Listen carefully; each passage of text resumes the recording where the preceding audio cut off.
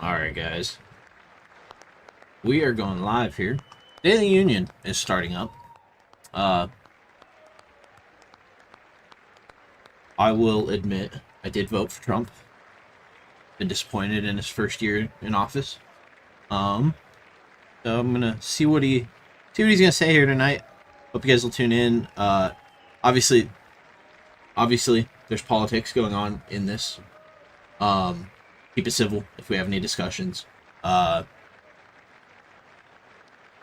will tell you, I am extremely disappointed in the amount of war that has happened here under Trump in this first term. That has been disappointing for me. It was one of the bigger things. Go ahead and make it full screen over here.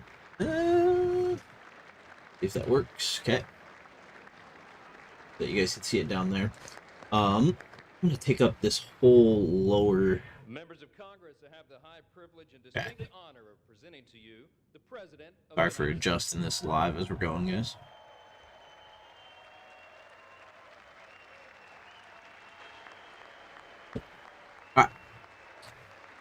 Alright. Rumors I've heard is, sounds like it's going to be like a 2-hour speech, so yikes. It's going to be an interesting one.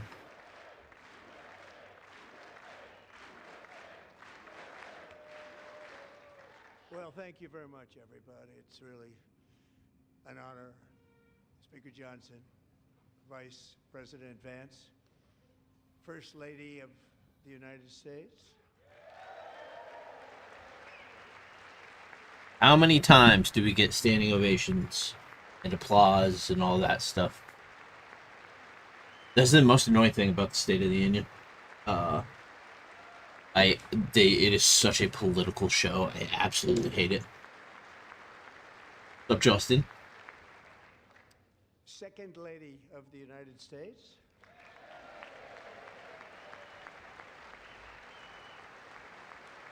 Alright. Ah, shit. I need get Omega. Members of Congress and my fellow Americans. Yeah. Our nation is back. Bigger, better, richer, and stronger than ever before.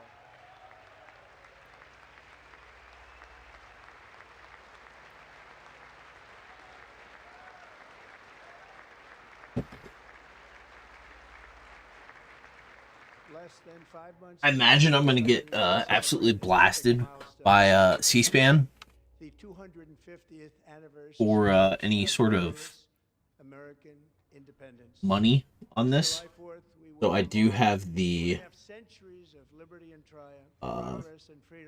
they should be turned off mostly, the ads. We'll see, I guess. You've seen nothing yet. We're going to do better and better and better. This is the golden age of America. The golden age. Okay.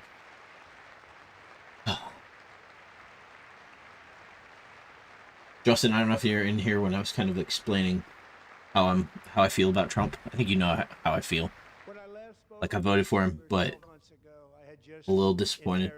A nation in crisis with a stagnant economy. Can you hear it well enough? A wide open border, horrendous recruitment for military and police, rampant crime at home, and wars and chaos all over the world. But tonight, after just 1 year, I can say with dignity and pride that we have achieved a transformation like no one has ever seen before, and a turnaround for the ages. It is indeed a turnaround for the ages. God. We're gonna have to have applause after every 2 sentences. Ugh. I knew what I was getting into. Decided to.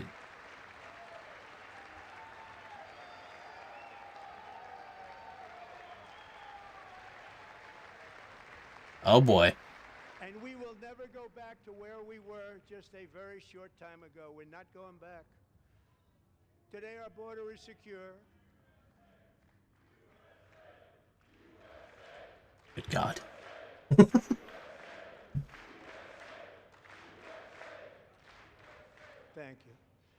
Today, our border is secure, our spirit is restored, inflation is plummeting, incomes are rising fast, the roaring economy is... Did anyone see what his sign said?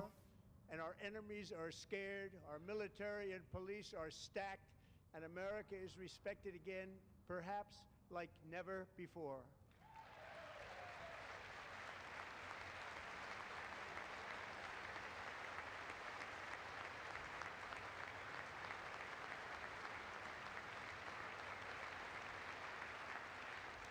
After 4 years in which millions and millions of illegal aliens poured across our borders, totally unvetted and unchecked, we now have the strongest and most secure border in American history by far. I am working on getting a Omega. Quick. So that I can go mine properly. In the past 9 months, 0 illegal aliens have been admitted to the United States. The sign that he held up, it said, "Black people aren't apes." Like, what the heck? But we will always allow people to come in legally, people that will love our country and will work hard to maintain our country.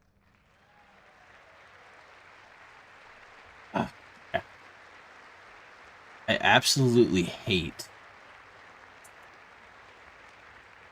the flow of deadly fentanyl across our border is down by a record 56%. trying to pay for EVE Online while being from the United States is absolutely insane.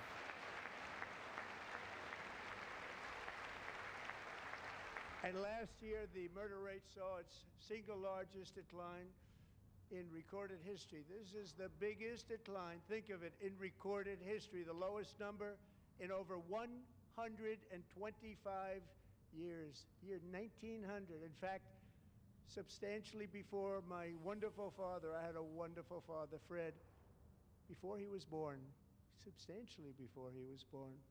That's a long time ago. He wouldn't like me to say that, but that's a long time ago. The Biden administration and its allies in Congress gave us the worst inflation in the history of our country. Why? But in 12 months, my administration has driven core Oh. inflation down to the lowest Do level it. in more than 5 years. And in the last 3 months of 2025, it was down to 1.7%.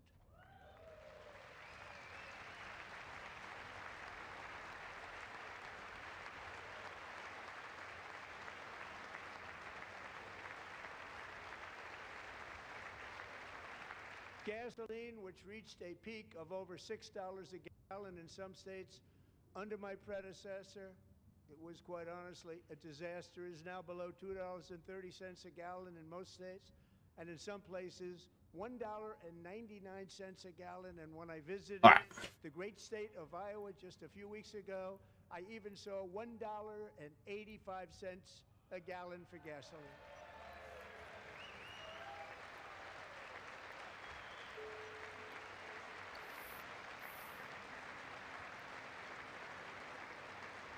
Mortgage rates are the lowest in 4 years and falling fast, and the annual cost of a typical new mortgage is down almost $5,000 just since I took office. 1 year.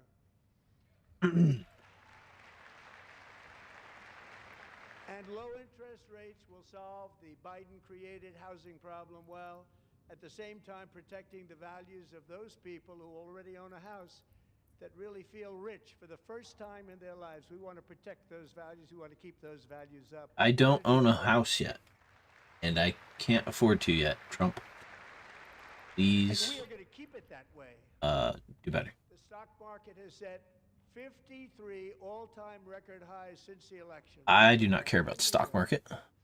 Boosting pensions, 401ks, and retirement accounts for the millions and millions of Americans. They're all gaining. Everybody's up, way up. In 4 long years, the last administration got less than $1 trillion in new investment in the United States. And when I say less, substantially less. In 12 months, I secured commitments for more than $18 trillion pouring in from all over the globe.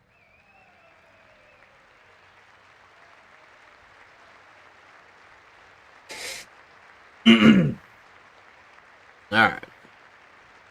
Think of it, much less than $1 trillion for 4 years versus much more than $18 trillion for 1 year. What a difference a president makes. A short time ago, we were a dead country. Now we are the hottest country anywhere in the world. The hottest. What? What's happening? Huh? As thousands of new businesses are forming in factories. Hello. I just. Being built, All right, we gotta restart Eve. 70,000 new Things are getting construction funky. jobs in just a very short period of time. It's getting bigger and bigger and stronger. Nobody can believe what they're watching. American oil production is up by more than 600,000 barrels a day, and we just received from our new friend and partner, Venezuela, more than 80 million barrels of oil.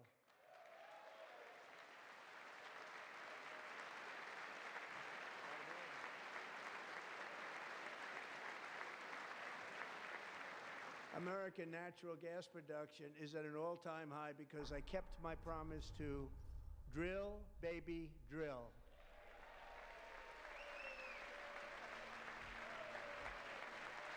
Okay, let's log back in here.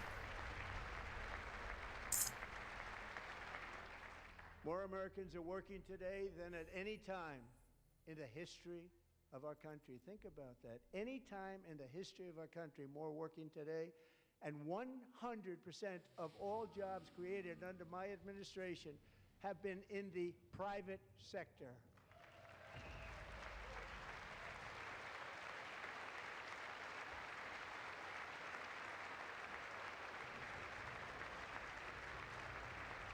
We ended DEI in America.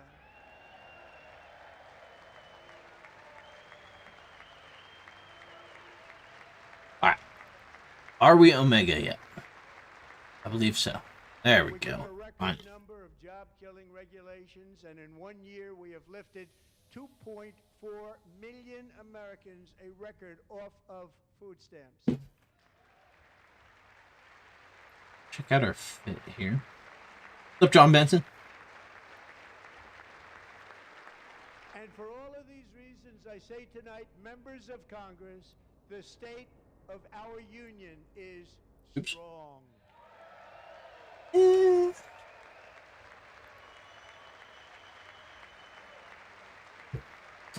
What about strong?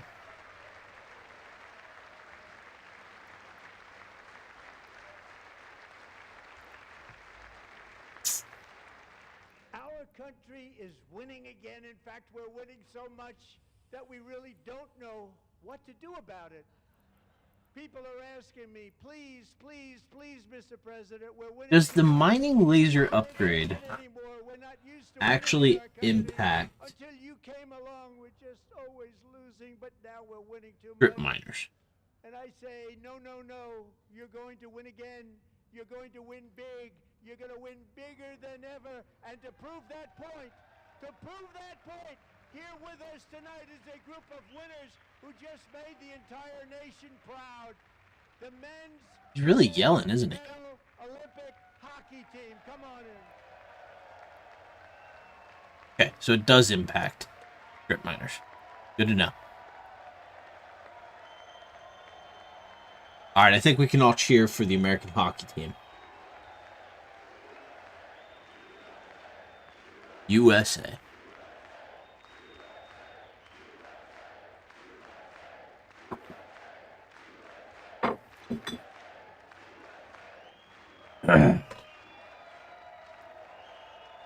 Okay. Wow, this is...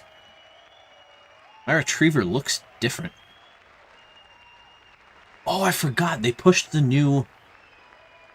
Oh, shoot. Alright,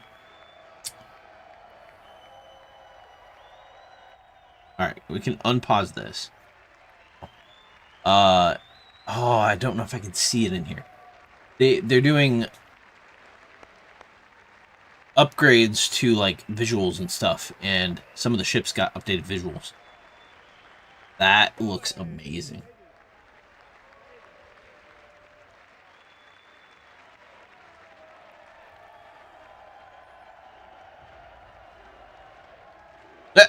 There's Jack Hughes got his tooth knocked out.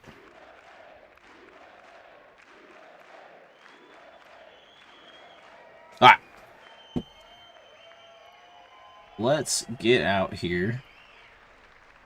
Get to an asteroid belt. That's the first time I've ever seen them get up. And actually, not all of them did get up. But they beat a fantastic Canadian team in overtime, as everybody saw, as did the American women who will soon be coming to the White House.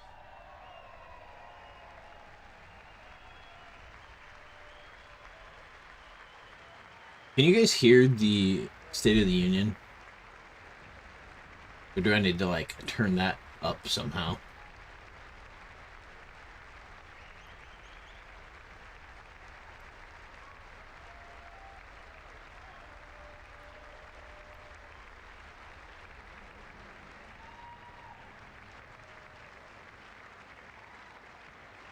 And this is a dead asteroid belt. A second very big congratulations to Team USA, but I have to say that, and I told them this, and we took a vote of the team. I said, anybody votes no, Is I'm there not a doing it. way? So they stood there, and they weren't about to say no, because I've never seen a goaltender play as well as goalie Connor Hellebuck.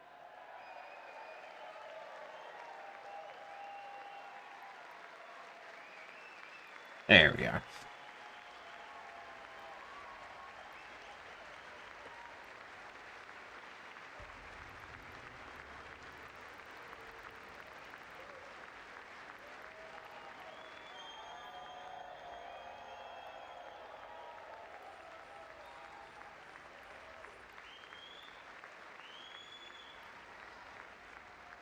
Think of it, 46 shots on goal, and I asked him, the one shot, the one where you put your stick in the back and it hit the neck of your stick and bounced off. You practiced that, or was that a little lucky? He refused to answer that question. But I just want to tell you that the members of this great hockey squad will be very happy to hear, based on their vote and my vote, and in this case my vote was more important, that I will soon be presenting Connor with our highest civilian honor, which we will be given and which has been given to many athletes over the years. But when I say many, not too many, like 12, it's called the highest civilian honor in our country, the Presidential Medal of Freedom.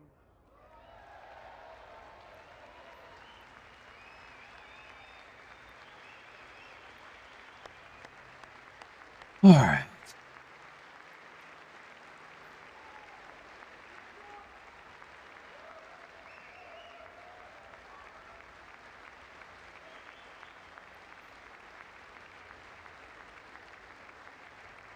Great athletes have gotten that, very great, the best, and I thought he deserved it. And I did take a vote, every single one of them. I said, I'm not giving it if anybody goes no, and every single one of them rapidly put up their hand. So I want to thank you. What a special job you did. What special champions you are. Thank you very much. All right.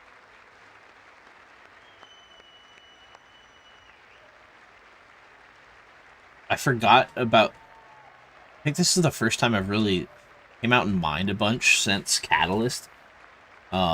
He's got a little busy after that. I'm also pleased to say that the next time the Olympic torch is lit, it will be here in America for the 2028 Olympics, and it's the summer version right in Los Angeles. We're going to do a good job in Los Angeles.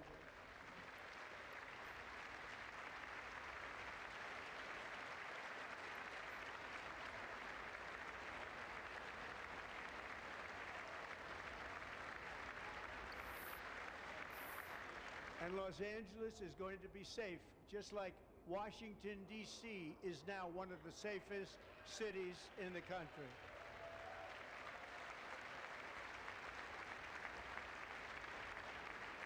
And this year, and I must say I got them both. I got them in the first term, and I was disappointed because I didn't think I'd be the president when this happened.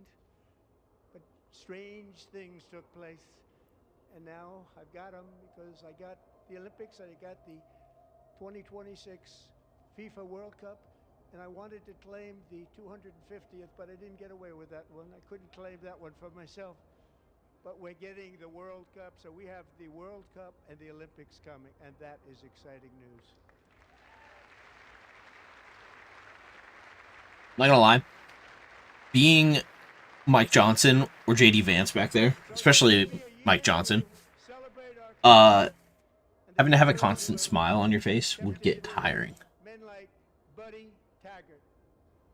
At age 17, Buddy volunteered to defend America in World War II, serving in the Pacific under the great General Douglas MacArthur. He fought bravely in the I think this is one of the posthumous Medals of Honor. He was badly wounded and almost killed by enemy machine Great to see. gunners in Luzon. And 81 years ago this month, he liberated the largest internment camp in the Philippines, one of the largest anywhere in the world. But he earned many honors, including a Purple Heart and a Bronze Star, came home, started a family, and tonight he is in the gallery looking forward to July 4th, 2026, his 100th birthday. Oh no, this isn't a posthumous one. Wow. That's awesome. You can all clap for that.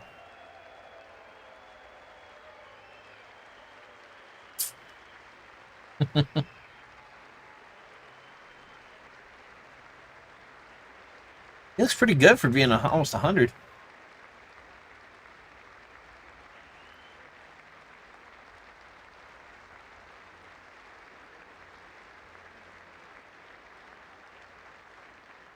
So, Buddy, you're a brave man, and we salute you. Even in times of challenge, setback, and immense heartache, the spirit of 1776 has always shone through very brightly. It was July 4th of last year when floodwaters tore through a girls' summer camp in Central Texas. One of the worst things I've ever seen. I was there, rising 26 feet in the matter of minutes, tragically claiming many, many lives. You all remember that one. As the waters threatened to sweep her away, 11-year-old Millie Kate McClelland closed her eyes and prayed to God. She thought she was going to die. Those prayers were answered when Coast Guard rescue swimmer Scott Ruskin descended from a helicopter above. Nobody knew where he came from. It was Scott's first ever rescue mission. Young guy, but very brave, very, very top. Always top in his class, and he lifted not just Okay. That Veldspar one is probably getting close to being done. Yep.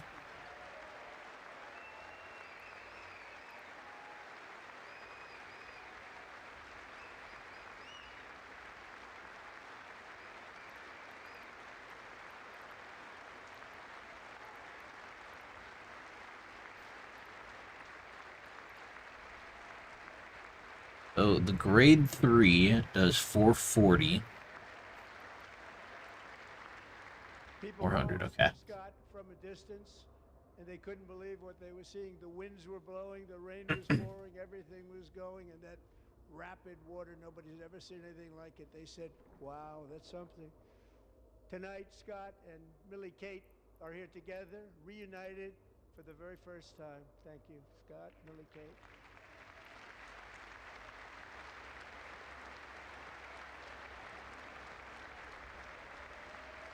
Give me 1 second, guys.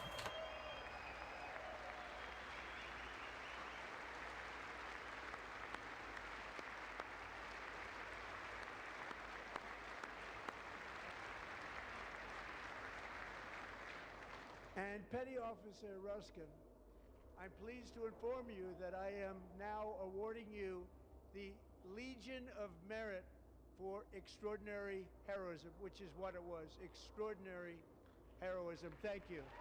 Ah.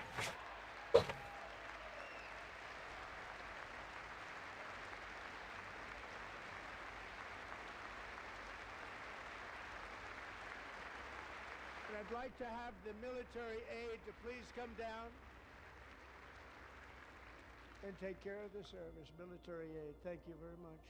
Take care of that very important service. Thank you very much. From 1776 to today, every generation of Americans has stepped forward to defend life, liberty, and the pursuit. On to that one. And We'll get into some of the Veldspar next. The next generation. But now it's our turn. Together we're building a nation where every child has the chance to reach higher and go further, where government answers to the people, not the powerful, and where the interests of hardworking American citizens are always our first and ultimate concern. That is the debt we owe to the heroes who came before us, and that is the promise we must keep to America for our 250th year. Last year, I urged this Congress to begin the mission by passing the largest tax cuts in American history, and our Republican majorities delivered so beautifully. Thank you, Republicans.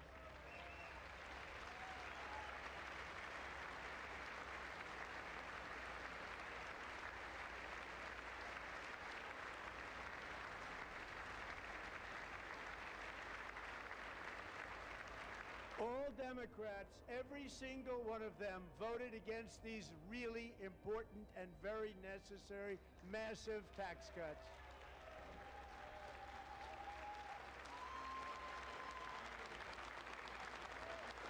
They wanted large-scale tax increases to hurt the people instead. But we held strong, and with the Ooh, we're getting into the spicy stuff. Bill, we gave you no tax on tips, no tax on overtime, and no tax on Social Security for our great seniors. The fact that Social Security was taxed to begin with shows how stupid our government is.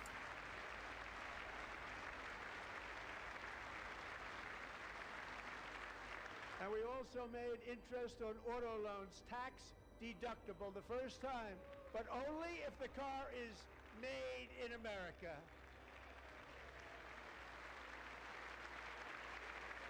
Can also be assembled in America, just saying.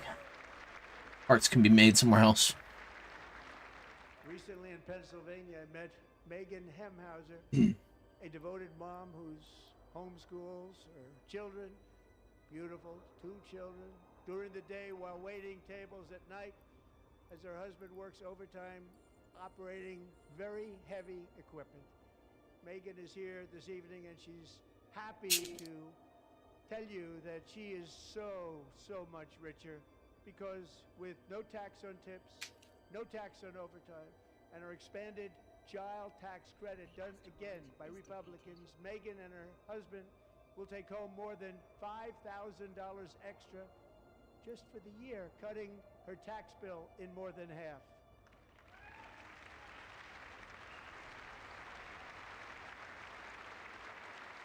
Megan, please. My refund was a little bit bigger this year, but I still can't afford to buy a house. Thank you, Megan. We're fighting for you, Megan.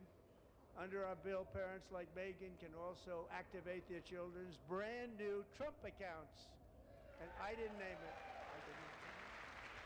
I did not name that.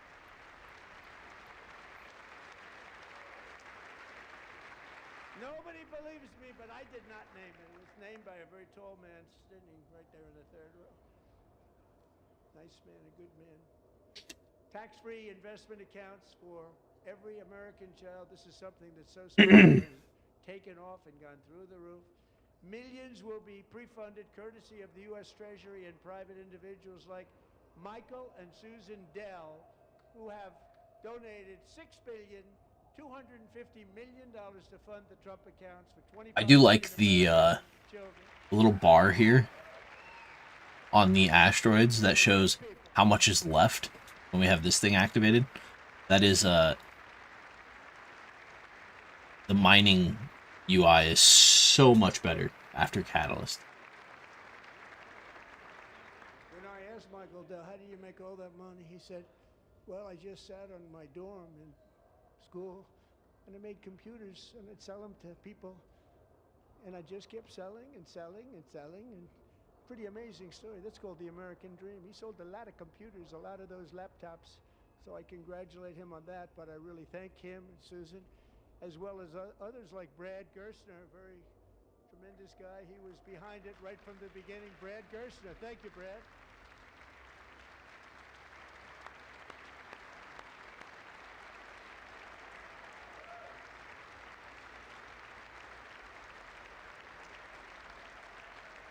So with modest additional contributions, these young people's accounts could grow to over $100,000 or more by the time they turn 18. Think of it. How much money is that for somebody?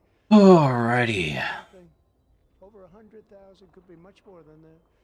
To make this investment in our children's future, go to trumpaccounts.gov.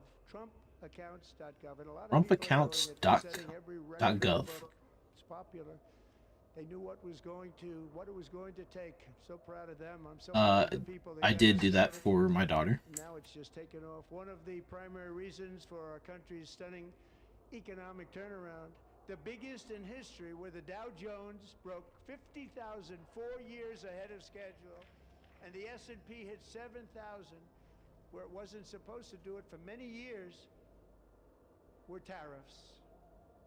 I used these tariffs, took in hundreds of billions of dollars to make great deals for our country. Made a little glance at the Supreme Court there. On a national security basis. Everything was working well. Countries that were ripping us off for decades are now paying us hundreds of billions. If he actually goes in on the Supreme Court. They were ripping us so badly, you all know that. Everybody knows it. Even the Democrats know it. They just don't want to say it. And yet these countries are now happy. And so are we.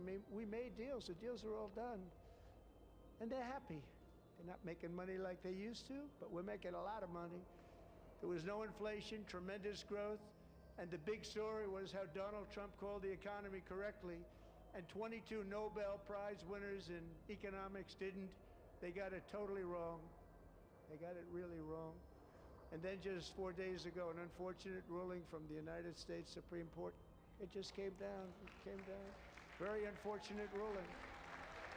Holy cow, critical mining success. But the good news is that almost all countries and corporations want to keep the deal that they already made, right, Scott?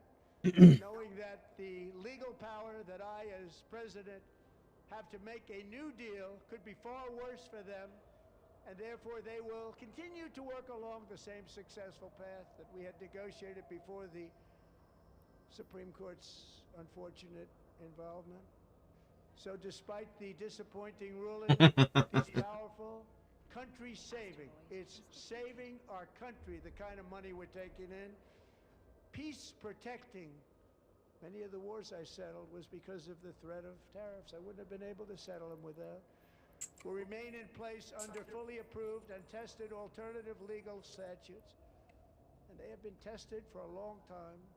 They're a little more complex, but they're actually probably better, leading to a solution that will In the Supreme Court during some the Supreme Court justices during a State of the Union has stuff. And as time goes by, I believe the tariffs paid for by foreign countries will, like in the past, substantially replace the modern-day system of income tax, taking a great financial burden off the people that I love. Can we get rid of income tax? Completely pointless. Right?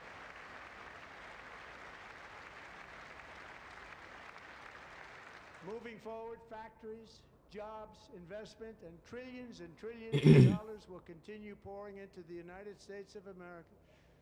Because we finally have a president who puts America first. Put America first. I love America.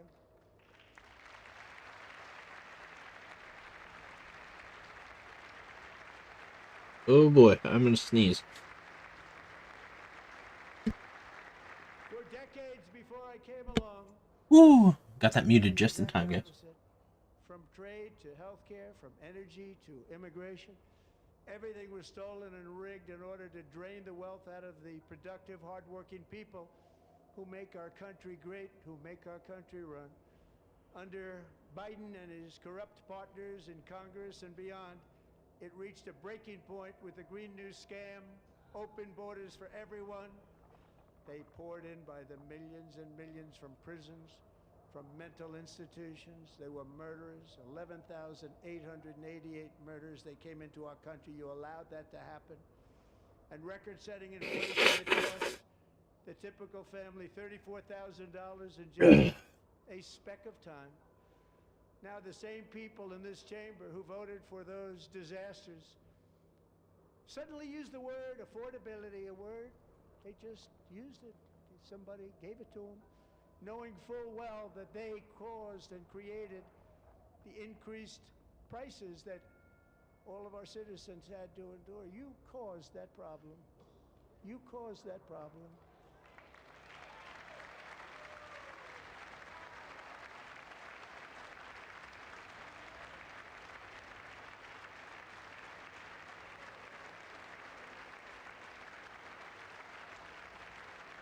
They knew their statements were a lie. They knew it. They knew their statements were a dirty, rotten lie. Their policies created the high prices. Our policies are rapidly ending them. We are doing really well. Those prices are plummeting downward.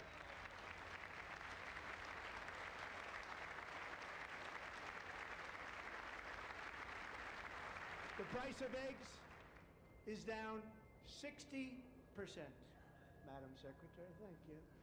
The cost of chicken, butter, fruit, hotels, automobiles, rent. Alright, this one is done. And even beef, which was very high, is starting to come down significantly. Just hold on a little while, we're getting it down.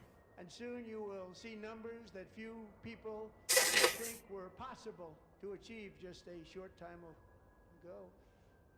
Nobody can believe when they see the kind of numbers, especially energy, when they see energy going down to numbers like that, they cannot believe it. It's like another big tax cut. I'm also confronting one of the biggest ripoffs of our times, the crushing cost of health care caused by you. Since the passage of the Unaffordable Care Act, The Unaffordable Care Act. big insurance company has gotten rich. It was meant for the insurance companies, not for the people. With our government giving them hundreds and hundreds of billions of dollars a year as their stock prices soared 1,000, 1,200, 1,400, and even 1,700%, like nothing else. That's why I introduced the great healthcare plan. Mining hold is full. Let's get out of here. They can buy their own healthcare, which will be better healthcare at a much lower cost.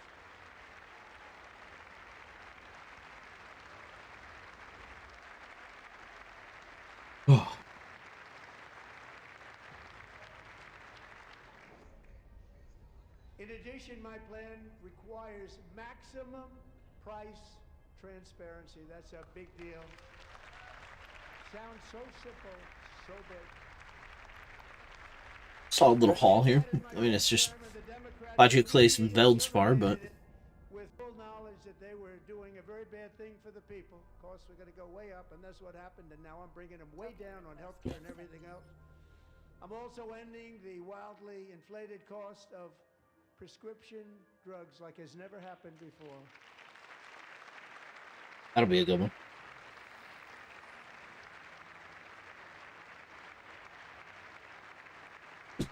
Other presidents tried to do it, but they never could. They tried. Most didn't try, actually. But they tried. They said they tried. They couldn't do it. They didn't even come close. They were all talk and no action, but I got it done. Under my just enacted most favored nation agreements, Americans who have for decades paid by far the highest prices of any nation anywhere in the world for prescription drugs will now pay the lowest price anywhere in the world for drugs. Anywhere. The lowest price.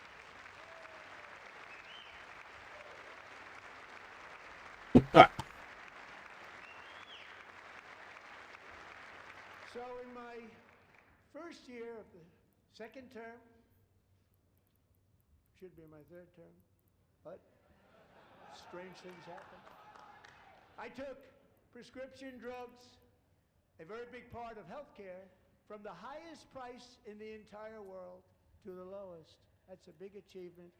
The result is price differences of 300, 400, 500, 600%. Go ahead, reprocess quick. Available right now at a new website called TrumpRx.gov, and I didn't name that one either, by the way.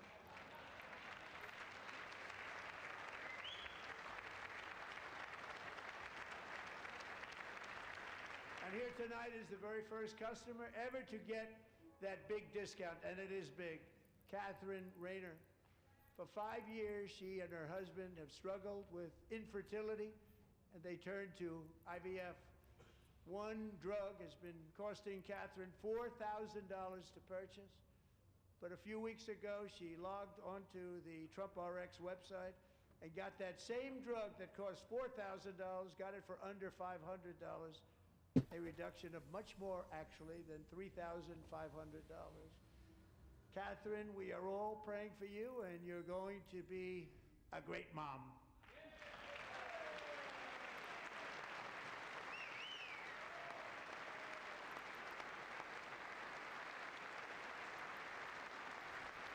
All right.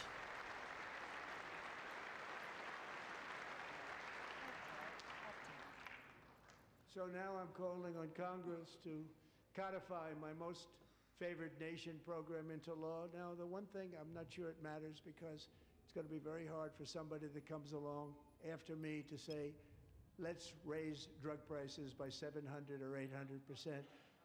But John and Mike, if you don't mind, codify it anyway. They may do it. Codify it anyway. Thank you. Many Americans are also concerned that energy demand from AI data centers could unfairly drive up their electric utility bills. Tonight, I'm pleased to announce that I have That is kind of worrying, yes. a new ratepayer protection pledge. You know what that is? We're telling I don't know major this tech one. companies that they have the obligation to provide for their own power needs. They can build their own power plants as part of their factory so that no one's prices will go up. And in many cases, prices of electricity will go down for the community, and very substantially down. This is a unique strategy never used in this country before. We have an old grid. It could never handle the kind of numbers, the amount of electricity that's needed. So I'm telling them they can build their own plant. They're going to produce their own electricity. It will ensure the company's ability to get electricity while at the same time lowering prices of electricity for you. And it will be very substantial for all of you cities and towns. You're going to see some good things happen over the next number of years. Another pillar of the American dream that has been under attack is home ownership. With us tonight is Rachel Wiggins, a mom of two from Houston.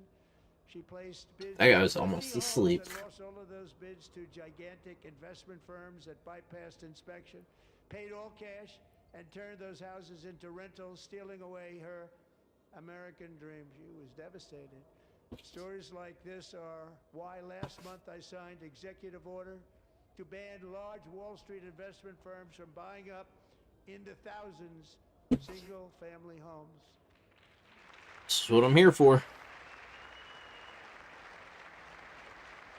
Hey, you got some Democrats standing for that. Look at that. And now I'm asking Congress to make that ban permanent, because homes for people, really, that's what we want. We want homes for people, not for corporations. Corporations are doing just fine. Rachel, thank you very much. Good luck with your home. You'll get one soon.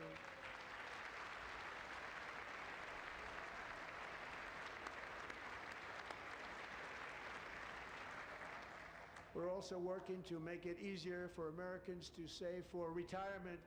And under this administration, we will always protect Social Security and Medicare. They are not protecting it for our seniors. We will always protect Social Security, Medicare, Medicaid.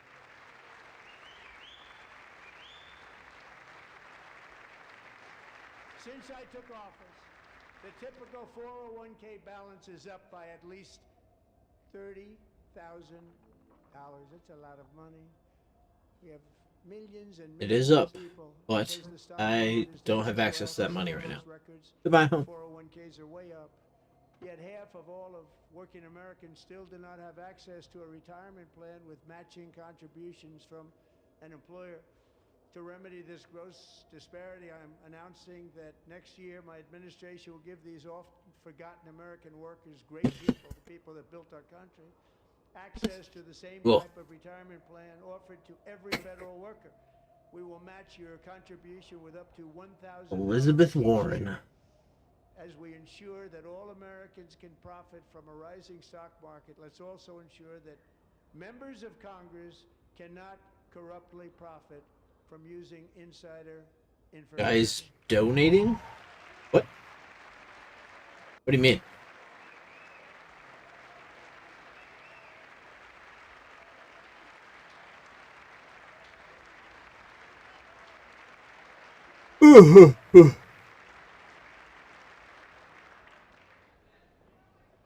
They stood up for that. The Trump?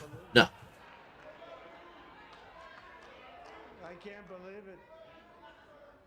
Did Nancy Pelosi stand up if she's here? Doubt it. Pass the Stop Insider Trading Act without delay. That's a good one by him. Calling out Nancy Pelosi for insider trading. Love it. I wasn't sure if anybody even on this side was going to applaud for that. I'm very impressed. Thank you. I'm very impressed. But when it comes to the corruption that is plundering, it's plundering America. There's been no more stunning example than Minnesota, where members of the Somali community have pillaged an estimated $19 billion from the American taxpayer. Oh, we have all the information. And in actuality, the number is much higher than that. And California, Massachusetts, Maine, and many other states are even worse. This is the kind of corruption that shreds the fabric of a nation, and we are working on it like you wouldn't believe. So tonight, although started 4 months ago, I am officially announcing the war on fraud to be led by our great Vice President J.D. Vance. Ah, the queen of fraud right there.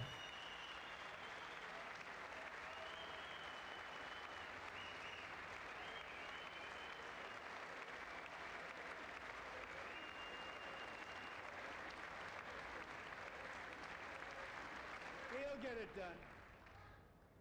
Still have a bad feeling about JD Vance. I don't think he's... fraud. We will actually have a balanced budget overnight. It'll go very quickly. That's the kind of money you're talking about. We'll balance our budget. The Somali pirates who ransacked Minnesota remind us that there are large parts of the world where bribery, corruption, and Oh, lawlessness she's are the norm, not the exception. Supporting these cultures through unrestricted immigration and open borders brings those problems right here to the USA. And it is the American people who pay the price in Deport higher her bills, car during the insurance, State of the Union. taxes, and perhaps most importantly, crime. We will take care of this problem. We're going to take care of this problem. We are not playing games.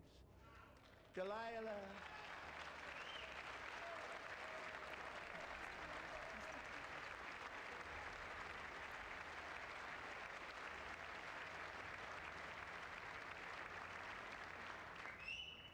Delilah Colvin was only 5 years old in June 2024 when a 18-wheel tractor trailer plowed into her stopped car traveling at 60 miles an hour or more. Jesus. The driver was an illegal alien let in by Joe Biden and Oh. commercial driver's license by open borders politicians in California. Doctors said Delilah would never be able to walk or talk, have a good life. She wouldn't even be able to eat again. But against all odds, she is now... Oh, that's her right there. ...learning to walk. And she's here this evening with her dad, Marcus, a fantastic man. Delilah, That's please, pretty you're a awesome. great inspiration. Please stand up.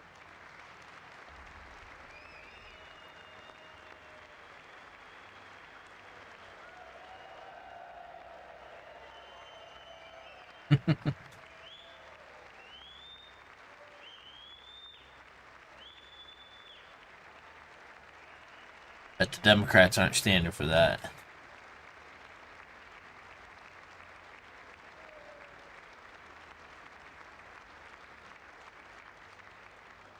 Thank you, Delilah.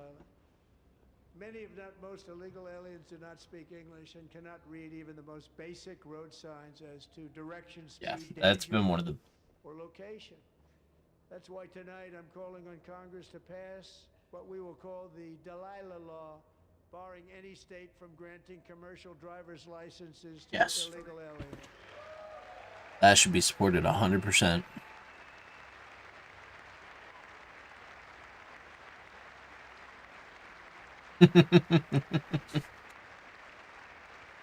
That poor little gal. And yesterday, as you probably saw at the White House, I hosted a ceremony with Americans who lost their treasured loved ones to the scourge of illegal immigration. People came into our country, how we allowed this to happen with our open borders. These are the angel moms and families that for decades our government betrayed and our media totally ignored. It was terrible. Hard to believe, actually.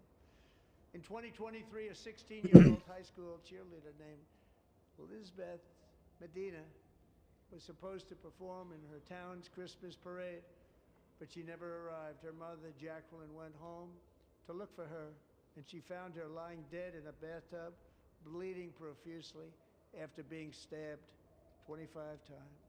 Jesus. Elizabeth's killer was a previously arrested illegal alien who had broken in and brutally Deport him. extinguished the brightest light in her family's life, violently and viciously.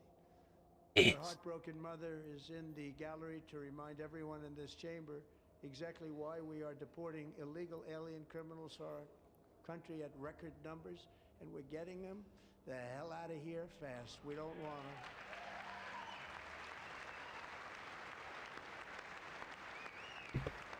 Hey, one Democrat standing up, couple clapping. Oh, he got told to sit down.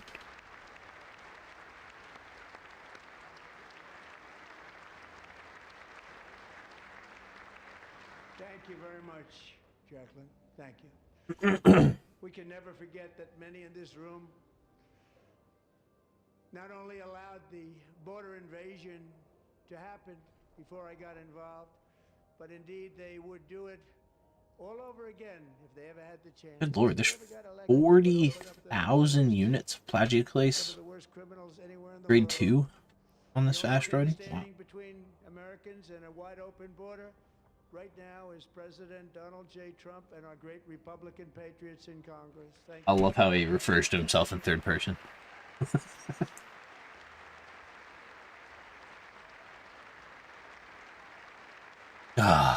Trump. As we speak, Democrats in this chamber have cut off all funding for the Department of Homeland Security. It's all cut off. It's all cut off. They have instituted another Democrat shutdown, the first one costing us 2 points on GDP. Is he going to call for him to get rid of the filibuster? GDP, which probably made them quite happy, actually. Now they have closed the agency responsible for protecting Americans from terrorists and murderers. Tonight I'm demanding the full and immediate restoration of all funding for the border security, homeland security of the United States, and also for helping people clean up their snow. We have no money because of the Democrats, and it would be nice. I'd love to give you a hand at cleaning it up, but you gave no money. Nobody's getting paid. It's a shame. So you have to think about it. We have, in case you didn't know, pretty large snowstorm out there. One of the great things about the State of the Union is how it gives Passed Americans out. a chance to see clearly Look. what their Look at his flag pin there. really believe. American flag and a Ukrainian flag. Get out of my... Get out of Congress. Same thing goes for... Same thing goes for Israeli flags, any other flags. You're in Congress in the United States. Get out.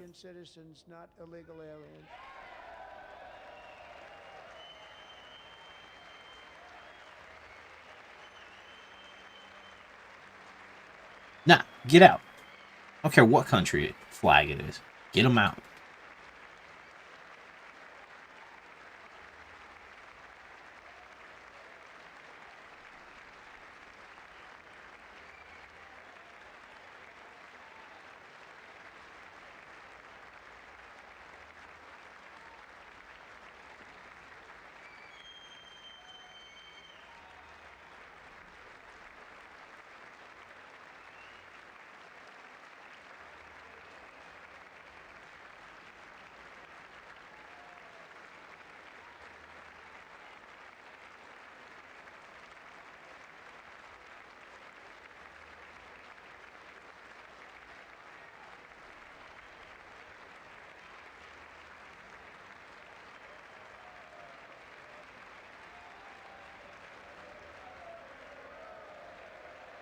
He's just staring them down.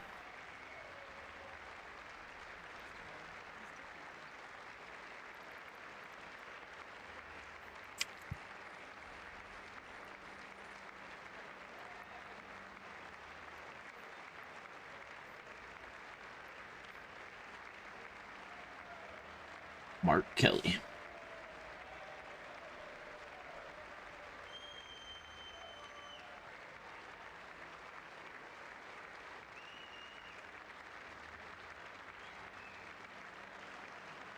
All right, they've been applauding so long that I forgot what they were applauding for. Isn't that a shame? You should be ashamed of yourself not standing up. You should be ashamed of yourself. That is why Oh, they're yelling back. you to end deadly sanctuary cities that protect the criminals and enact serious penalties for public officials who block the removal of criminal aliens. In many cases, drug lords, murderers all over our country. They're blocking the removal of these people out of our country, and you should be ashamed of yourself.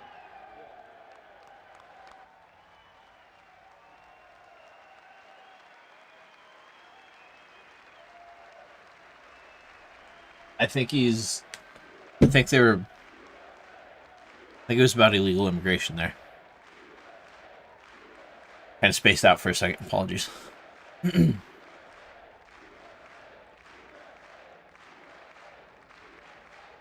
perhaps most importantly, I'm asking you to approve the Save America Act. Yes.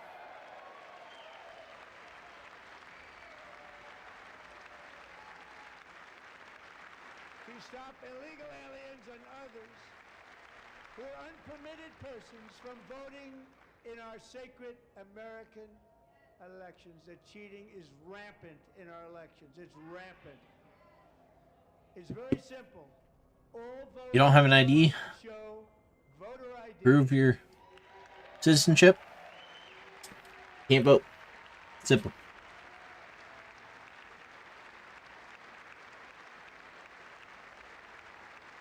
If you're not a citizen, you shouldn't be counted in the census either. All voters must show proof of citizenship in order to vote. We've reached the point where they're sitting down and standing up immediately. And no more crooked mail-in ballots except for illness, disability, military, or travel. Yeah. None. You can vote in person. You need to show ID. It's And this would be an easy one. it's America simple. is polling at 89%, including Democrats. 89%. Oh, more standing.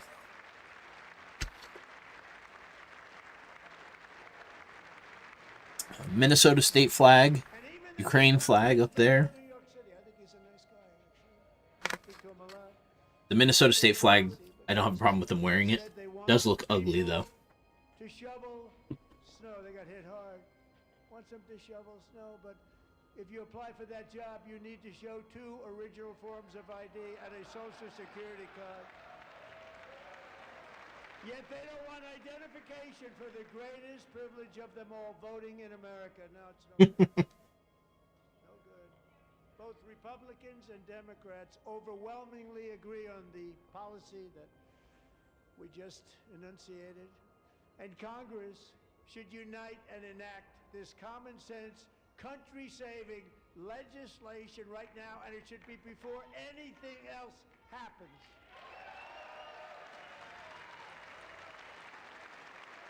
Get rid of the filibuster. It'll get it through. Make them actually talk. The filibuster was never meant to be a, oh hey, we're filibustering this. No, it's you need to be standing there and talking. Why would anybody not want voter ID? One reason, because they want to cheat. There's only one reason. Sure. They make up all excuses. They say it's racist. They come up with things. You almost say, what imagination they have. They want to cheat. They have cheated, and their policy Is is that Alana Mar still yelling over there? Get elected is to cheat, and we're going to stop it. We have to stop it, John.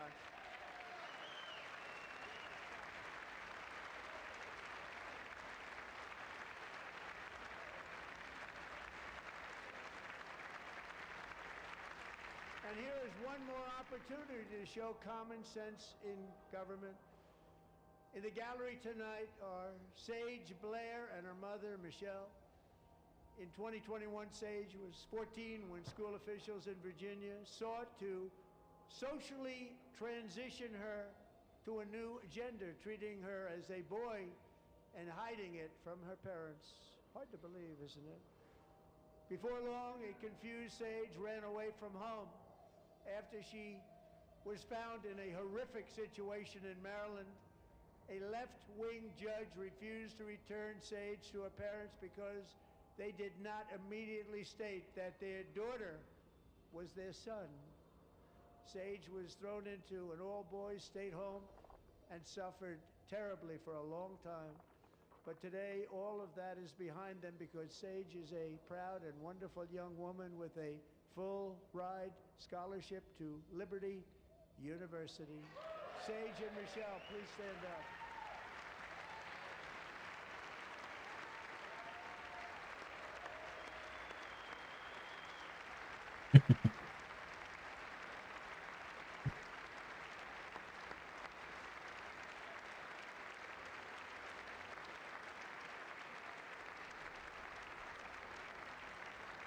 And thank you for your great bravery. And who can believe that we're even speaking about things like this? 15 years ago, if somebody was up here and said that, they'd say, what's wrong with him? But now we have to say it because it's going on all over numerous states without even telling the parents. But surely we can all agree no state can be allowed to rip children from their parents' arms and transition them to a new gender against the parents' will. Who would believe that we're talking about this? Thanks, We Sherry. must ban it, and we must ban it immediately.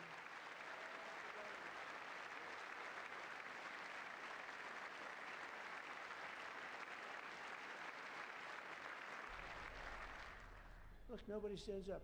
These people are crazy. I'm telling you, they're crazy.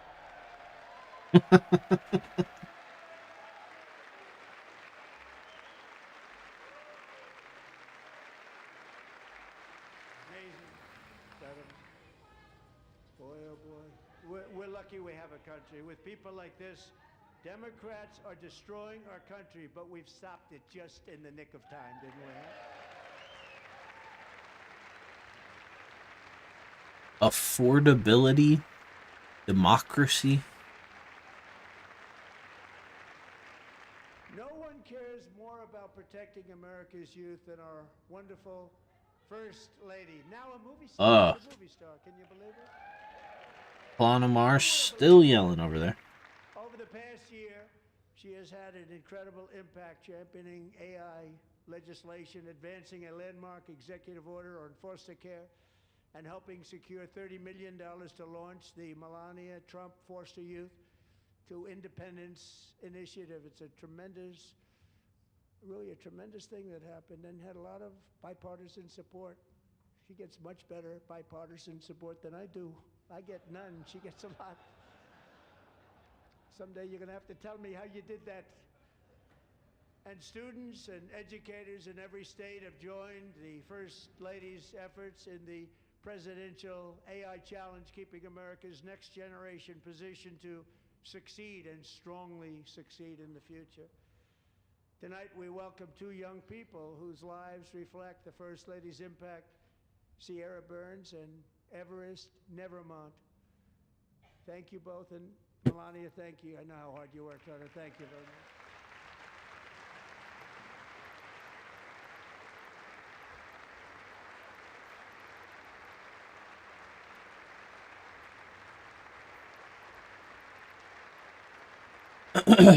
All right.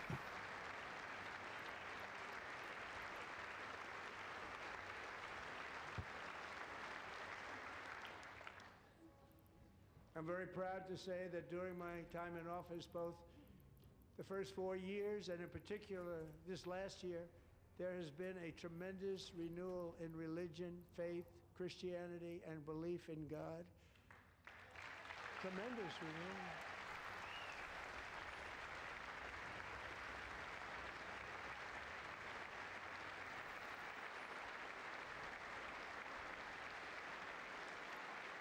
This is especially true among young people, and a big part of that had to do with my great friend, Charlie Kirk, a great guy, great man.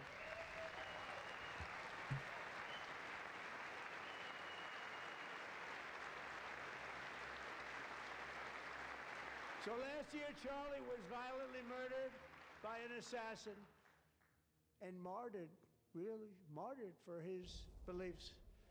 His wonderful wife, Erica, is with us tonight. Erica, please stand.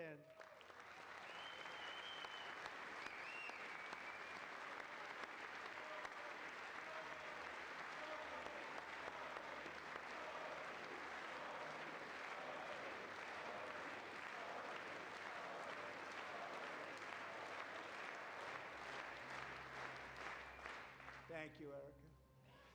Been through a lot. In Charlie's memory, we must all come together to reaffirm that. You know, I'm just gonna let these guys have their asteroid belt. We must totally reject political violence of any kind.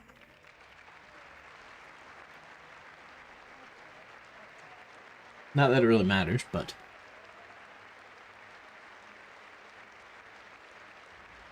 We love religion, and we love bringing it back, and it's coming back at levels that nobody actually thought possible. It's really a beautiful thing to see.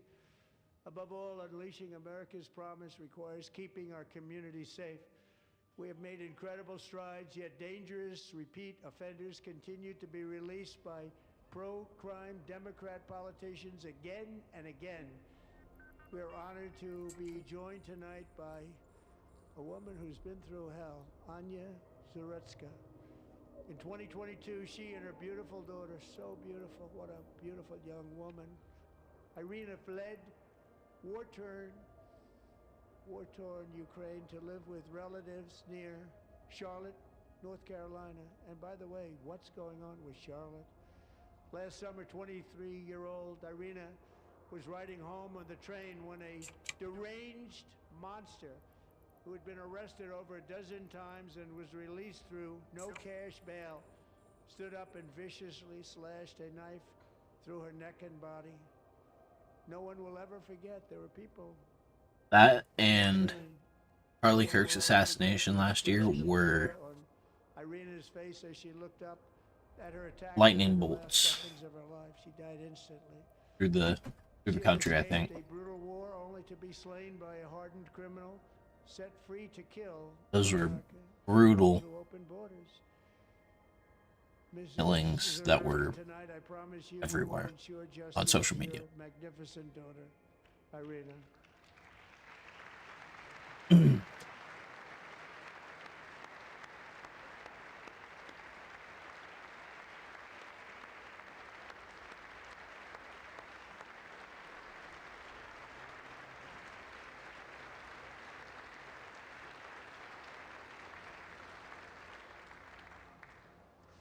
How do you not stand? How do you not stand? I'm asking this Congress to pass tough legislation to ensure that violent and dangerous repeat offenders are put behind bars, and importantly, that they stay there. Yep.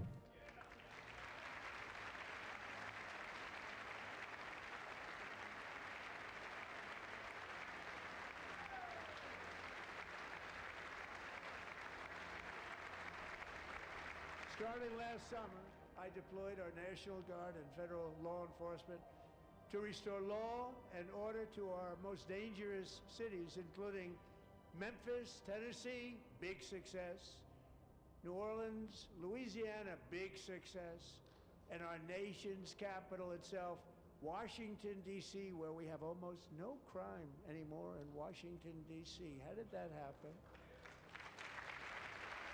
How did that happen, bro?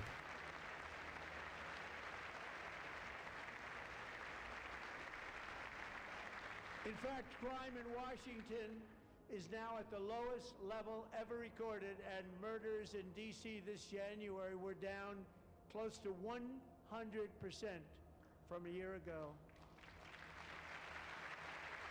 Standing ovation for what, Justin?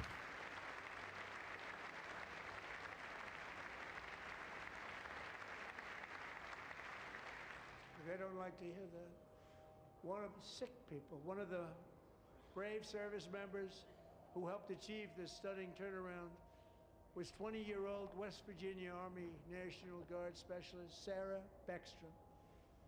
After a 4-month deployment, she voluntarily extended her service, and her rank was going to be lifted. She was doing so well. They were so proud of her. But the very next day, she was on patrol near the White House when she was ambushed and shot in the head by a terrorist monster from Afghanistan. Shouldn't have been in our country. And all because she wore the uniform of our nation, she was shot. He traveled here because he didn't like people wearing our uniform. He was sick and deranged, shouldn't have been in our country. Sarah Beckstrom died in order to defend our capital, and we are honored to be joined by her wonderful parents, Gary and Evalie. Your daughter was a true American patriot, and she will be greatly missed. She was a great person. I saw reports on her. They've never seen anything like her.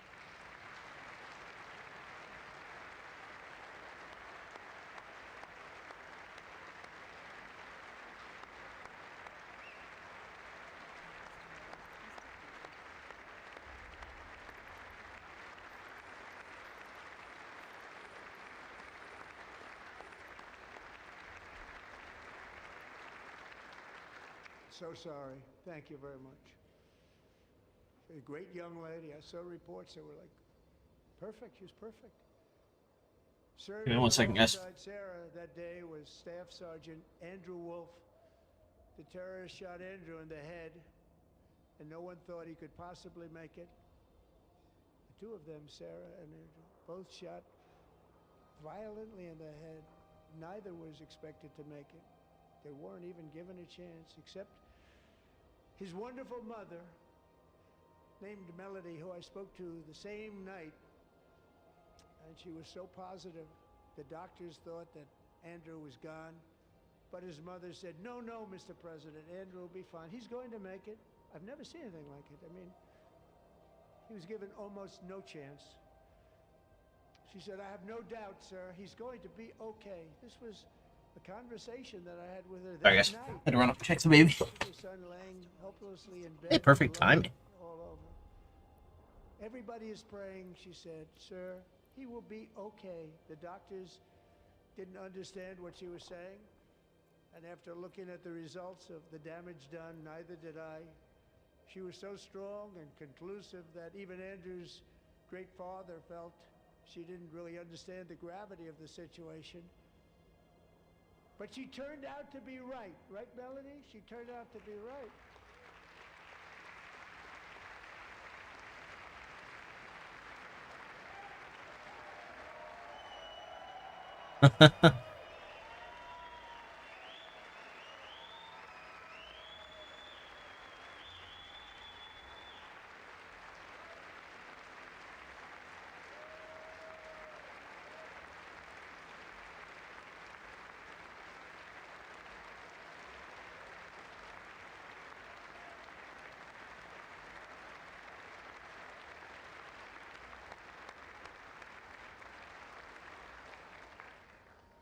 Amazing, actually.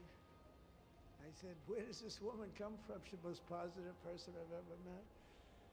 With God's help, Andrew has battled back from the edge of death, and We're talking about the edge of death.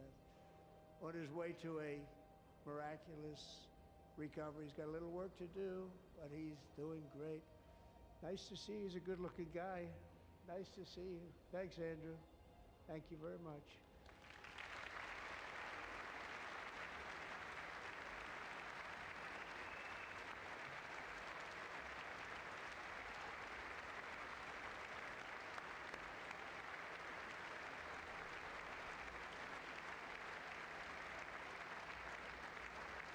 So, Andrew, while you're up, now I'm going to ask a highly respected General James Seward to present Staff Sergeant Andrew Wolf and the great family of Sarah Beckstrom with the award created by our late great President George Washington himself. It's called the Purple Heart.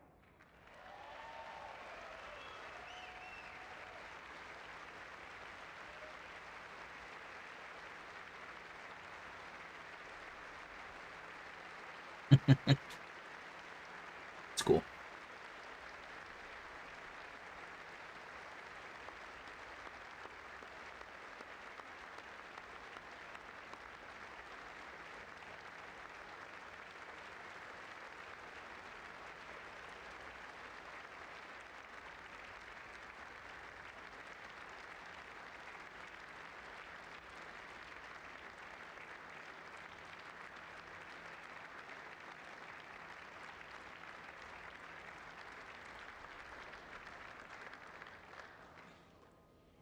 We love you all. Love you.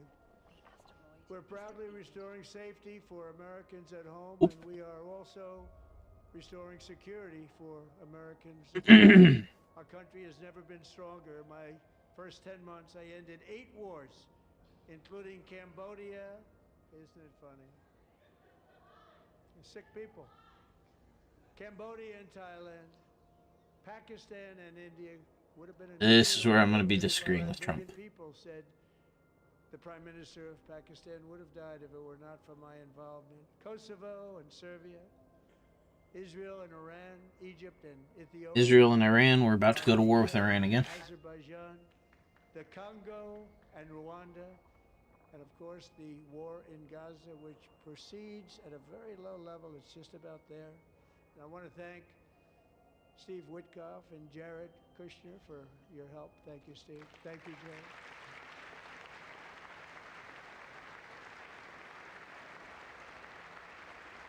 Can we not go to war with Iran? Can we quit sending money to Ukraine? Please? All I ask for.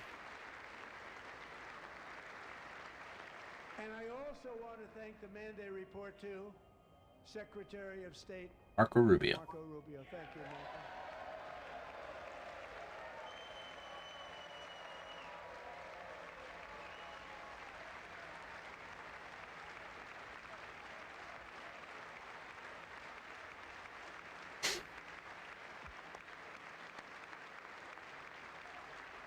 You think he's going to drop the bomb? Say, aliens are real during the State of the Union? When he was in conference, I think our next one was about 54%. And some of the Democrats are now saying, I can't believe we approved that guy.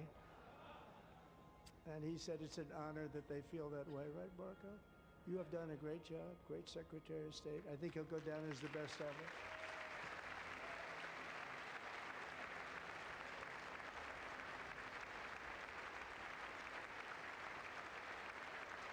Under the ceasefire I negotiated, every single hostage, both living and dead, has been returned home. Can you believe that?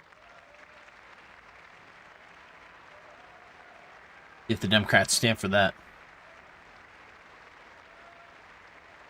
I'd like to see what their thoughts are. Nobody thought it was possible. Nobody thought that was possible.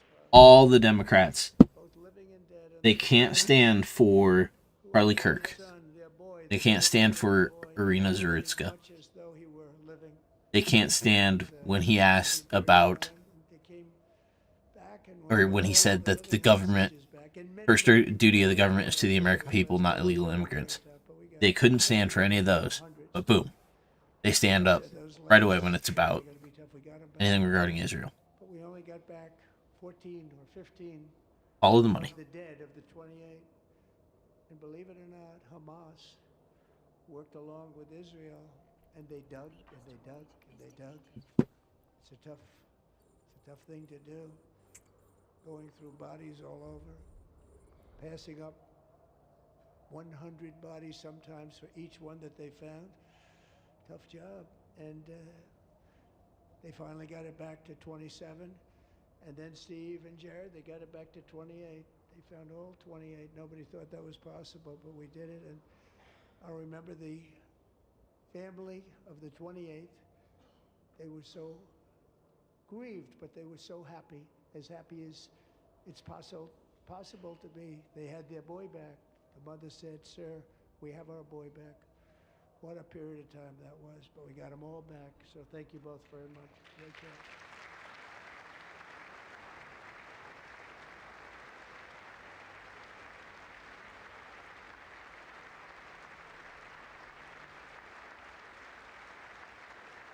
And we're working very hard to end the 9th war, the killing and slaughter between Russia and Ukraine, where 25,000 soldiers are dying each and every month. Think of that, 25,000 soldiers are dying a month. End it. A war which would have never happened if I End of was the war. president. Would have never happened. As president, I will make peace wherever I can, but I will never hesitate to confront threats to America. What threat to America? That's why in a breakthrough operation last June, the United States military obliterated Iran's nuclear weapons program with an That we're currently apparently worried about them having again. You can see this is the area, his foreign policy, where I am disappointed in.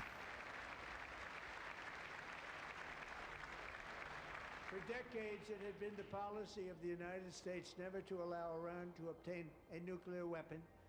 Many decades. Since they seized control of that proud nation 47 years ago, the regime and its murderous proxies have spread nothing but terrorism and death and hate.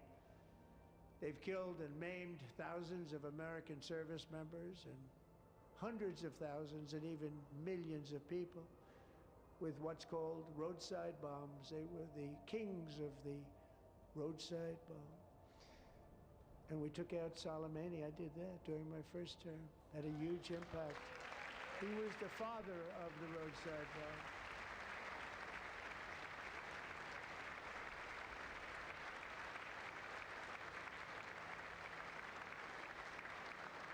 And just over the last couple of months with the protests, they've killed at least, it looks like 32,000 protests. 32,000 protesters in their own country.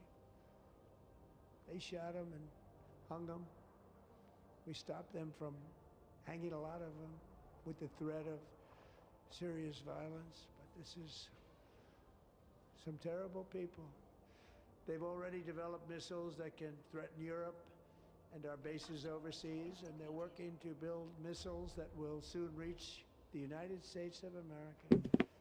After Midnight Hammer, they were warned to make no future attempts to rebuild their weapons program, and in particular, nuclear weapons. Yet they continue, starting it all over. We wiped it out, and they want to start all over again, and are at this moment again pursuing their sinister ambitions. We are in negotiations with them. They want to make a deal, but we haven't heard those. 4 Air Force guys, Space Force guy, a Marine, 1 Navy, and 1 Army, looked like.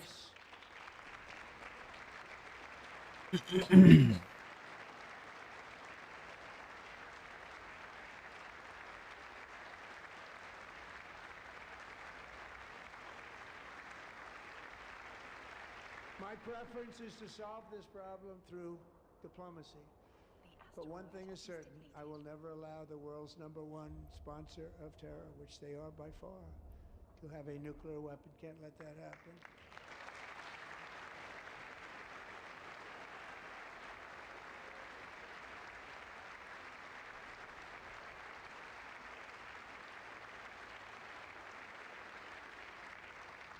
And no nation should ever doubt America's resolve. We have the most powerful military on earth. I rebuilt the military in my first term. We're going to continue to do so. Also, we just approved a $1 trillion budget. We have no choice. We have to be strong because hopefully we will seldom have to use this great power that we built together. It's really called Peace Through Strength, and it's been very, very effective.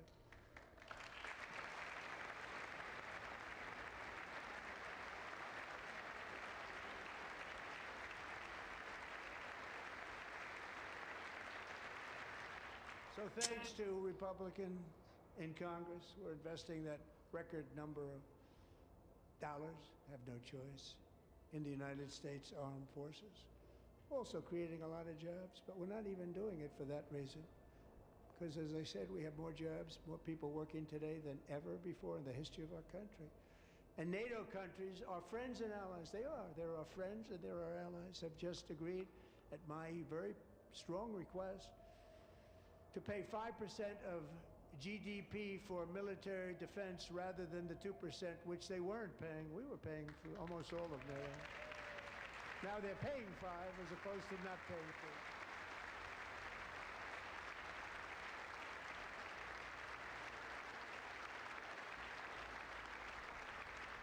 2. And getting that 5% was something which everyone said would never be done, could not happen. We got it really easily with one meeting. And big difference between 2% that's not paid. We were paying the freight of many of them. Very few were paid up. Now 5%, then they're paid.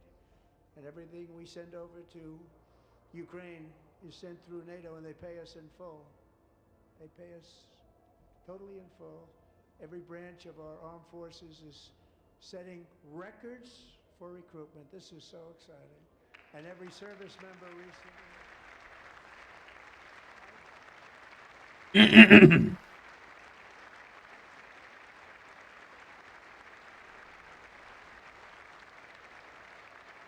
every service member recently received a warrior dividend of $1,776.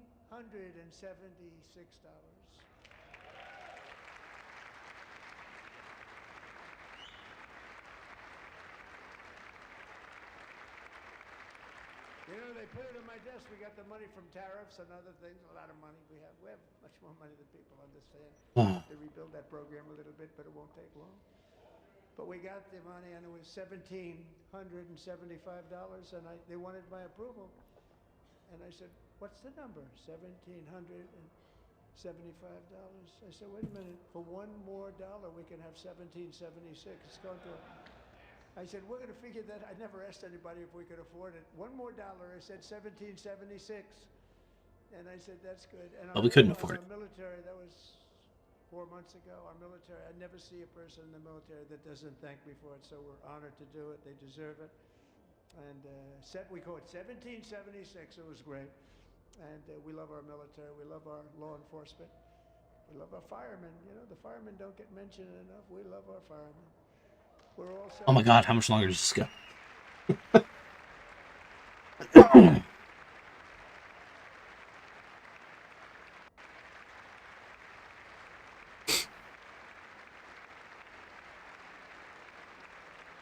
also restoring American security and dominance in the Western Hemisphere, acting to secure our national interests and defend our country from violence, drugs, terrorism, and foreign interference. For years, large swaths of territory in our region, including large parts of Mexico, really large parts of Mexico, have been controlled by murderous drug cartels. That's why I designated these cartels as foreign terrorist organizations, and I declared illicit fentanyl as a weapon of mass destruction.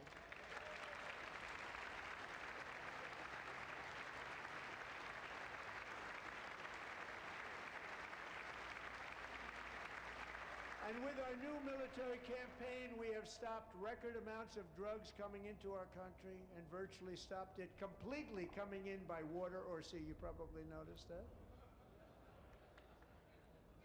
We very seriously damaged their fishing industry also. Nobody wants to go fishing anymore. We've also taken down one of the most sinister cartel kingpins of all. You saw that yesterday. In January,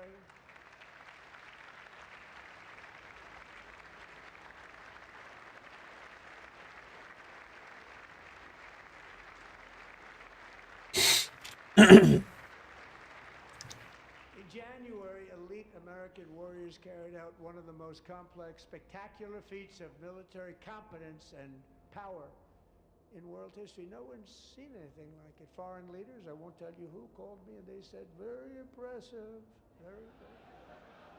They couldn't believe, they all watched, they saw what happened. This is a different fighting force that we had years ago when we fought to tie.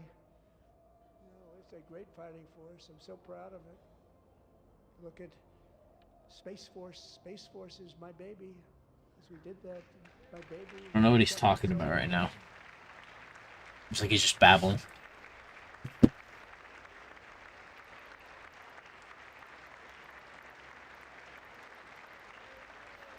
How much longer?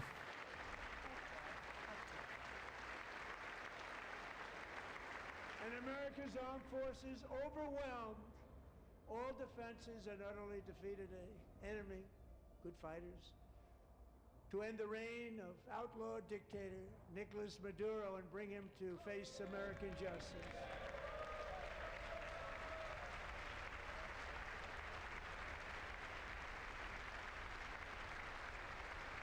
And this was an absolutely colossal victory for the security of the United States, and it also opens up a bright new beginning for the people of Venezuela. We're working closely with the new president of Venezuela, Delcy Rodriguez, to unleash extraordinary economic gains for both of our countries and to bring new hope to those who have suffered so terribly. They really did suffer. With us tonight is Alejandro Gonzalez. She grew up in a tight-knit Venezuelan family and was especially close to her beloved uncle Enrique. But after Enrique ran for office and opposed Maduro, he was kidnapped by Maduro's security forces and thrown into the regime's really infamous prison in Caracas. Alejandro feared she would never see her uncle again. She feared for her own life also. Okay. But since the raid, we have worked with the This new stuff leadership. in. They have ordered the closure of that vile prison and released hundreds of political prisoners already, with more to come. Alejandro, I'm pleased to inform you that not only has your uncle been released, but he is here tonight. We brought him over to celebrate his freedom with you in person. Enrique, please come down. Gotta had some catalyst being built.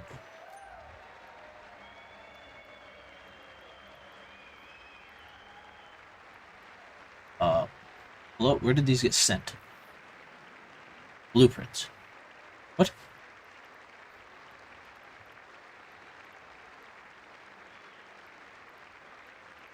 No. Hello? Am I blind?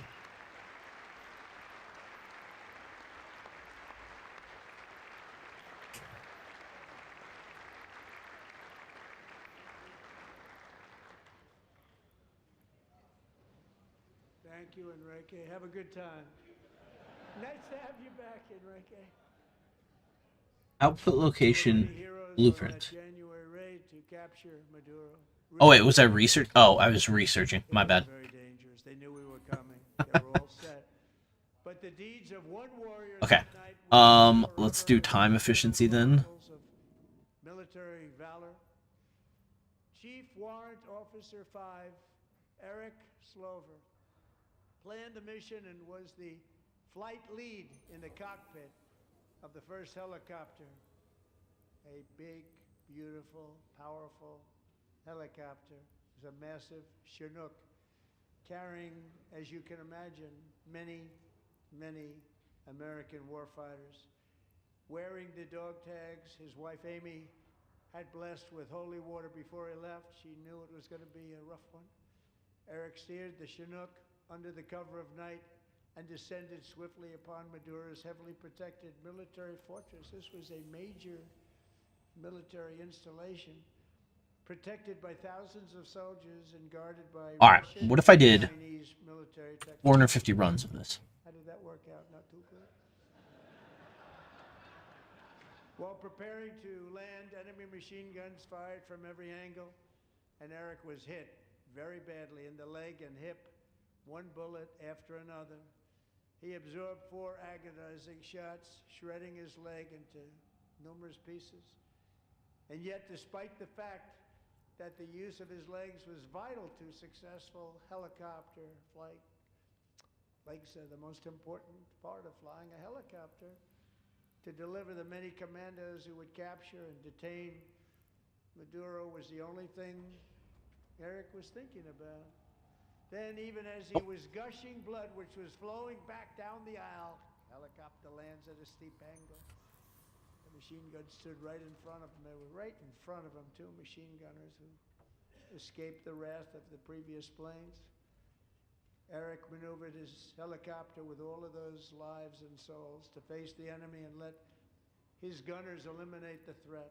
Turned the helicopter around so the gunners could take care of business, saving the lives of his fellow warriors from what could have been a catastrophic crash deep in enemy territory. Only after safely landing the helicopter with all the warriors aboard. All right, so 12 million ish. To the mission. Probably would have happened. Maybe God, no, not even. It's like right at 12 million. Eric told his co-pilot, also wounded, but not as gravely, to take over. I'm about ready to pass out. The success of the entire mission and the lives of his fellow warriors hinge on Eric's ability to take. How much are retrievers selling? 40, let's go 40, say 43. Of the bullets and keep on flying. And 5.6, 5.5, 11 million, 14, 15 million, 22 million, Chief warrant officer up to 26 million. Serious wounds, but I'm thrilled to say that he's here tonight with his wife Amy, Eric. I mean, it is. I think this is profitable, but I don't have enough of this right now.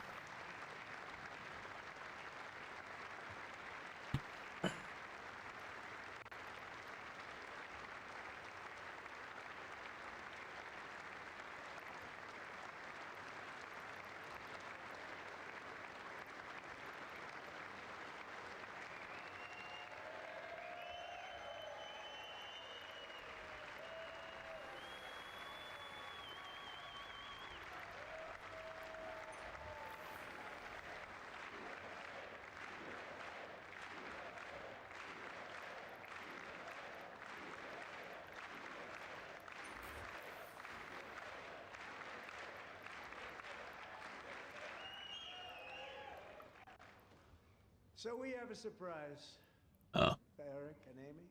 Oh. In recognition of Eric's actions above and beyond the call of duty, I would now like to ask General Jonathan Braga to present Chief Warrant Officer Slover. The Distinguished with our Cross? nation's highest No, it's Medal of Honor. award, the Congressional Medal of Honor.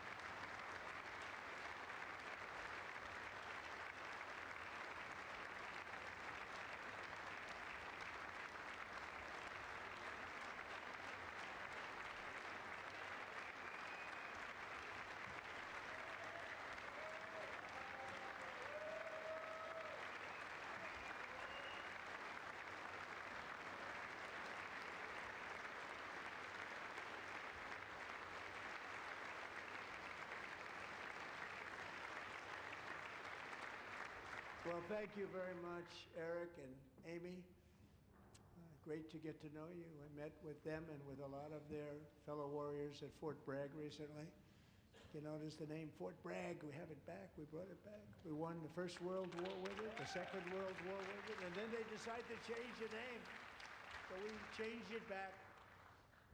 Everybody wanted to change back too. And 10 of Ushra our Khan fellow veteran. warriors from that Hold up. What the hell is Ushra incredible Khan? night of victory will also be receiving medals at a private ceremony that will soon be held at the White House. And Ah, okay. Welcome to the stream. We're kind of in a holding pattern. Ah, jeez. I didn't realize that was the oldest alliance. Ace. My corporation is me and pretty much me. thank you, Eric. That's a big one. Tonight we've celebrated many truly extraordinary American patriots, but there is one last living legend to honor before we go. He is one more heroic American aviator, Navy fighter pilot. Royce Williams served in World War II, Korea, Vietnam, flying more than 220 missions. In the skies over Korea in 1952, Royce was in the dogfight of a lifetime, legendary dogfight. Flying through blizzard conditions, his squadron was ambushed by 7 Soviet fighter planes. It was his first aerial combat of the war, and despite being massively outnumbered and outgunned, Royce led the takedown of 4 enemy jets. Yeah, I've never been in. God, the biggest PvP thing I've been in is maybe 10 people. 263 bullets to his own plane and being seriously hurt. His story was secret for over 50 years. He didn't even want to tell his wife, but the legend grew and grew. But tonight, at 100 years old, this brave Navy captain is finally getting the recognition he deserves. He was a legend long before this evening.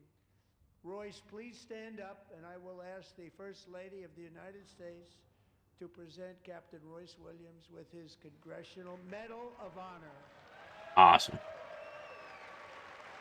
Negative 13 Celsius in Finland. Good lord. And I think it's like 36 degrees Fahrenheit here. Like 2 Celsius, I think.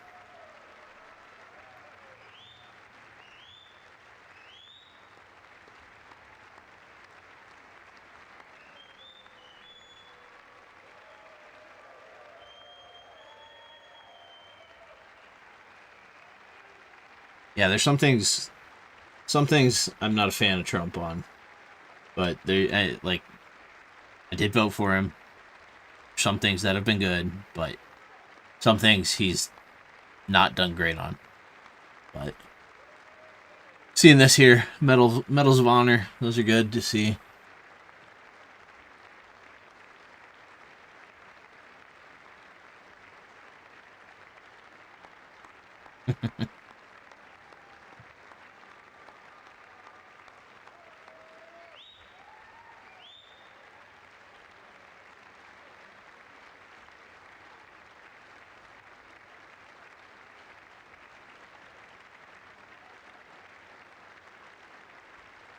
I mean, he definitely lies about some stuff, yes.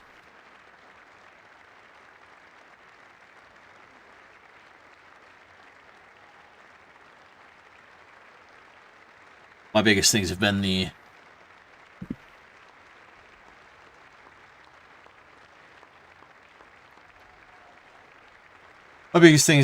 his foreign policy.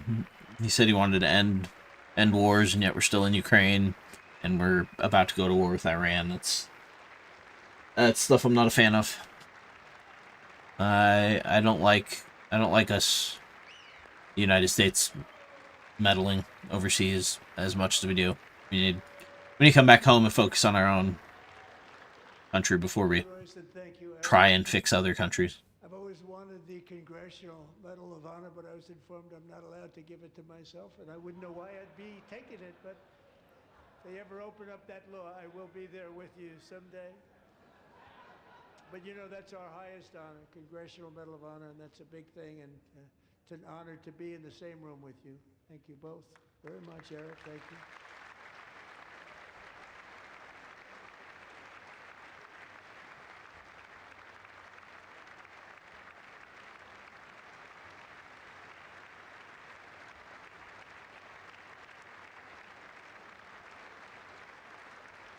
Thank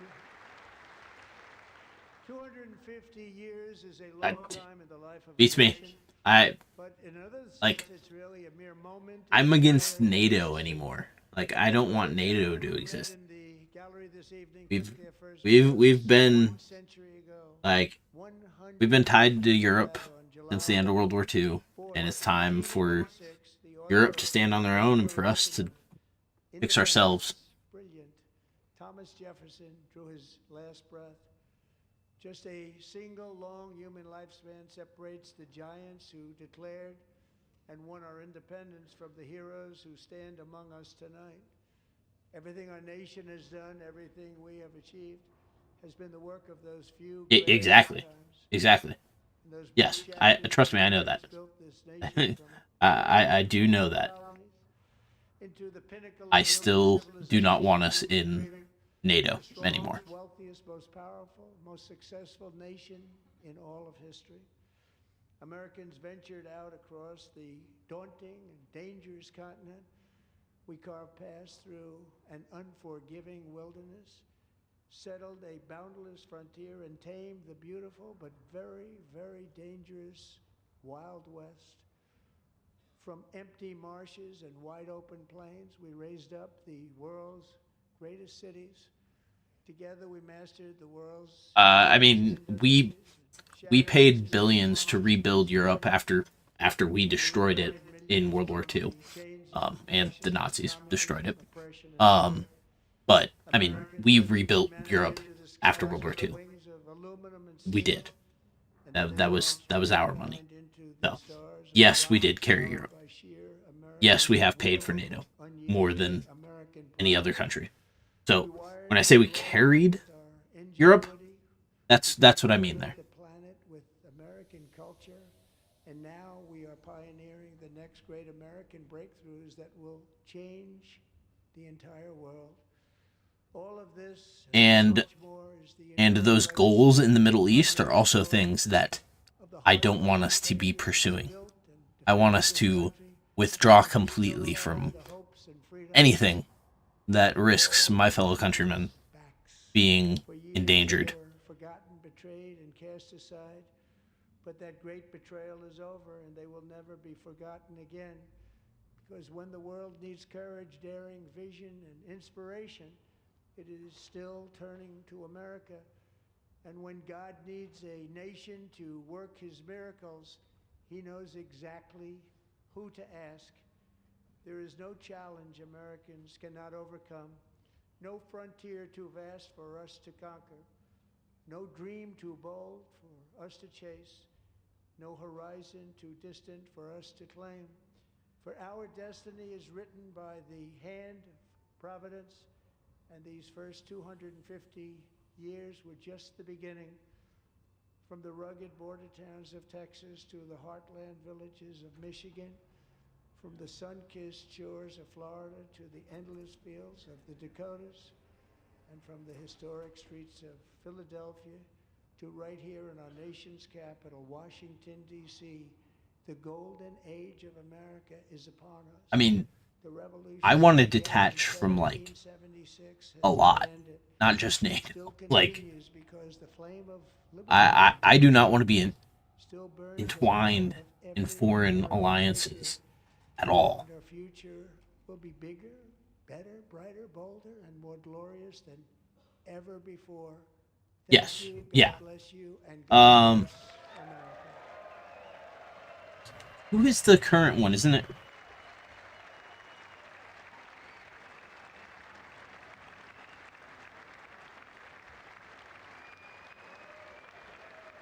Yes, okay, yep. It's the...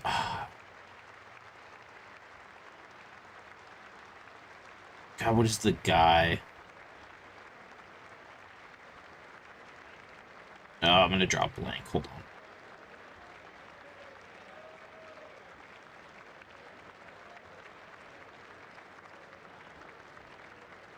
I don't know. But no, I just, it's Europe can stand on their own. We can stand on our own. Trading partners. I mean, we have our own nuclear arsenal. Uh, I nukes are yeah, that's a complicated subject. Um, yes, we do have a better posture, but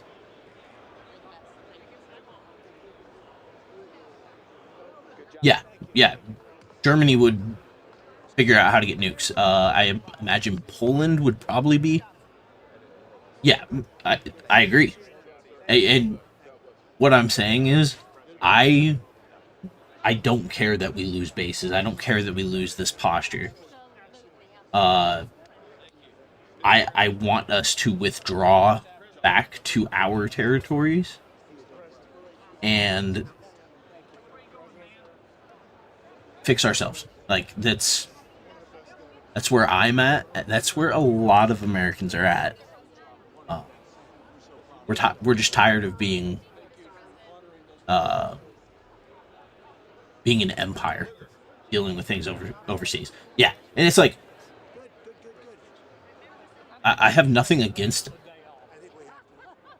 any European countries at all. It is just it is more of a matter of fact that I don't want the United States to be looking at foreign policy before they look at fixing our own domestic issues. So we have a lot of domestic issues.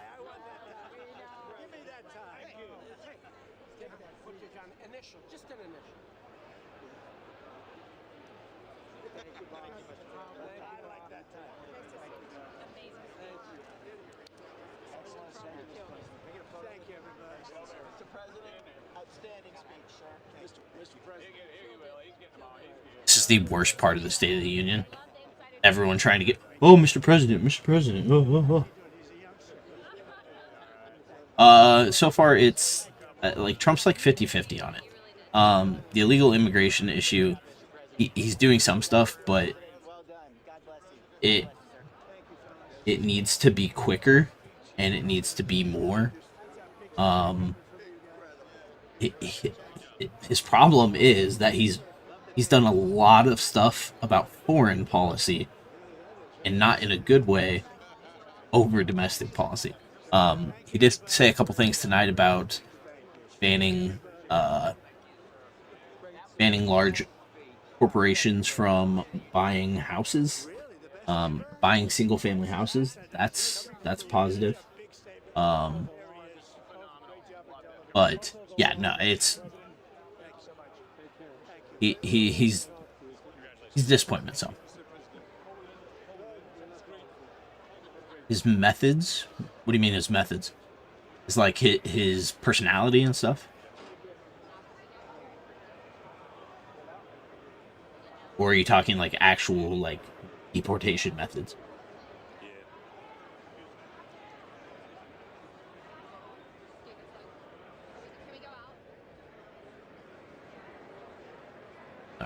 Mute this background.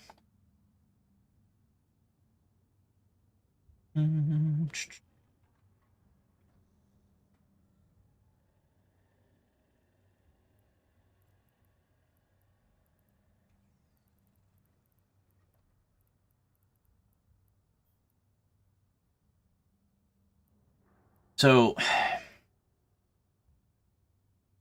that is an interesting like it's when they talk about due process and it gets complicated because due process in American law is brought up in the Bill of Rights. Um, the Bill of Rights,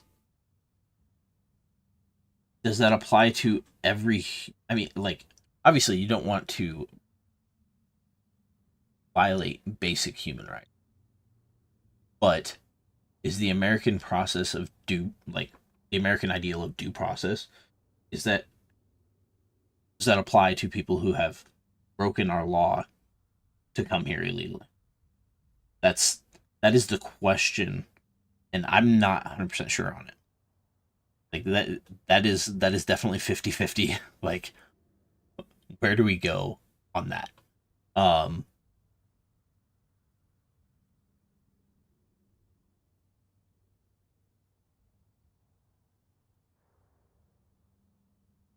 right. Like, I mean, okay, so if you can prove that someone has come here illegally, has crossed our border illegally, that is breaking the law. Like, that is the due process that you need to figure out.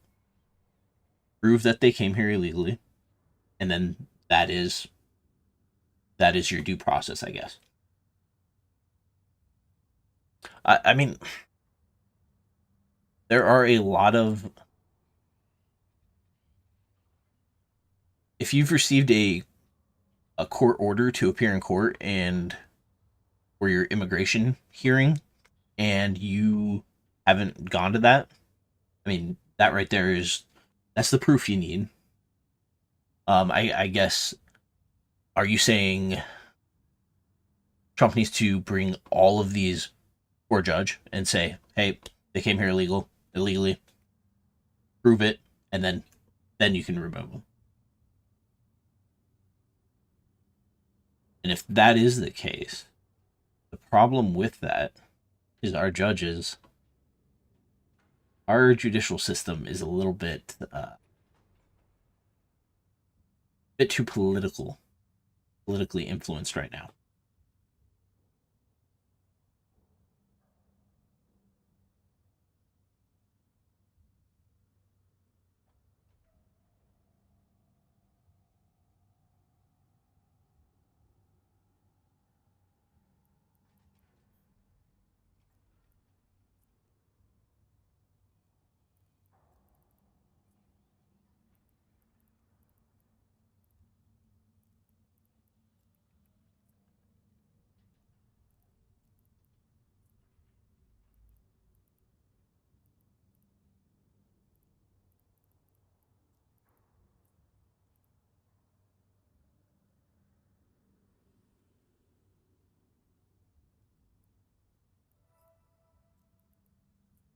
Ooh.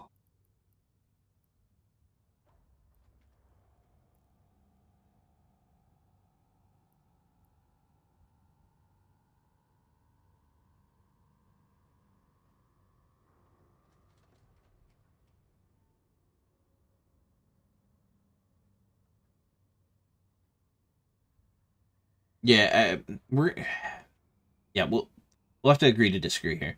Um,